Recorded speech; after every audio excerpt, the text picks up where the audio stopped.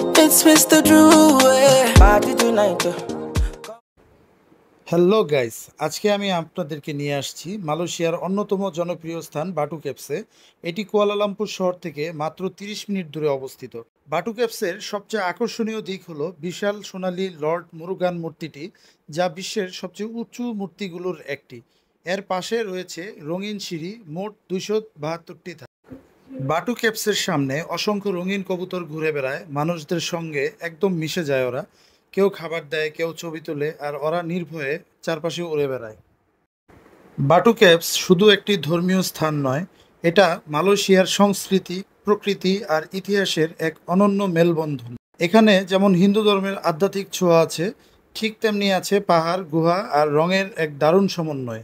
এটা এমন এক জায়গা যেখানে ধর্ম আর পর্যটন একসাথে মিশে গেছে, যেন এক শান্তিপূর্ণ পরিবেশ।